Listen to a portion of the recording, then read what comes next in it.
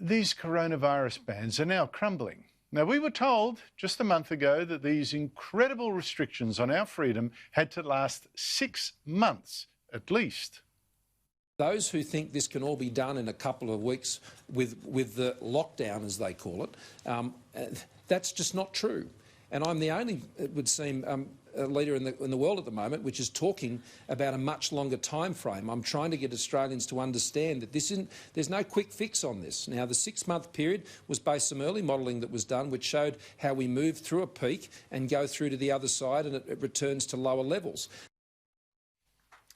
Now, as it turns out, and as I've been saying for weeks, that early modelling was wildly wrong, stupidly wrong. We were told, for instance, we'd get between 50,000 and 150,000 deaths. Instead, we've had just 87 so far. We were also told by the experts we would run out of intensive care beds and ventilators by, April 5. Bad modelling, the Health Minister admitted today. There were some predictions about 6 weeks ago that by the end of April we would have run out of ventilator capacity. I'm very pleased that not only was that incorrect, but they were incorrect by a factor of 300-fold almost, that we have 7,500 ventilators that are available for use in Australia. You know how many of those 7,500 ventilators are actually being used? 27. 27. There must be rooms and rooms and rooms of unused ventilators around the country. Those models were hopelessly wrong. Those headlines were hopelessly wrong 1 month ago. And if these models are now telling our politicians to go and ban people from just going to the beach or the park, wrong again. Our last 4 deaths, all in the past 24 hours, all were of people in one aged care home in Sydney. They were not people who'd been to the beach for a long, long time. And now many Australians are, of course, getting restless about these bans that are causing so much harm, such economic havoc. Just in the past day, we've had just 12 new infections, 12, whole country. And under pressure, states like Western Australia, Tasmania, Queensland, New South Wales, they're starting to ease their restrictions. In Western Australia, for instance, schools will now go back and people can meet in groups of up to 10 now. In New South Wales, a couple can finally, hurrah, go visit their friends in their homes, and schools will be slowly returning to normal over May.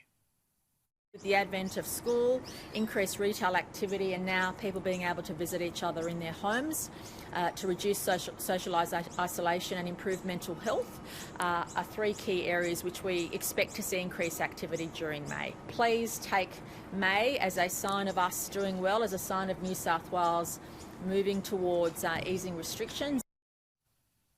But in Victoria, the most insanely draconian state, the one that even banned golf, the Socialist Left Premier is still refusing to ease up on the police state he has created and is still refusing to tell students to go back to school.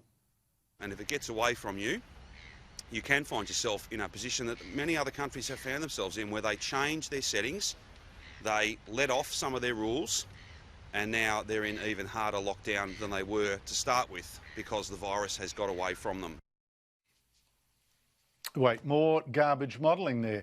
Those countries that Daniel Andrews there and journalists on the ABC keep claiming had a disastrous second wave, keep telling us to be scared of what happened there, are Singapore and Japan. Federal Treasurer Josh Frydenberg has given the same warning.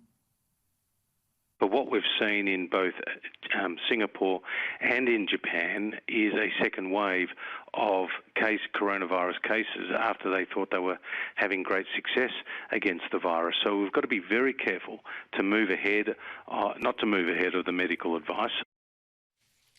But once again, like so much that's been behind this panic spread by politicians, this claim also seems based on dodgy data. It's such a theme in this panic. We'll need to get to the bottom of this when we come out the other end, as I keep saying. You would think, from what these politicians are saying, that Japan and Singapore would have much worse death rates than Australia, especially Japan. I mean, that's got an older population than us, older by a decade, much more vulnerable to a virus that kills overwhelmingly very old people. And unlike Australia, it still allows restaurants to open, doesn't even have laws against people going outside.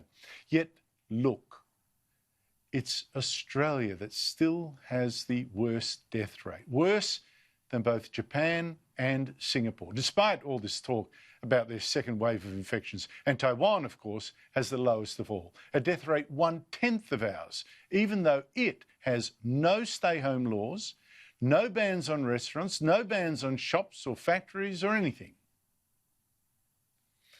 So, some advice.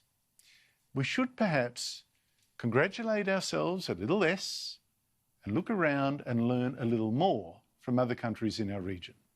We might then stop thinking there was only one way to fight this virus, our way, the horrendously expensive way that we chose.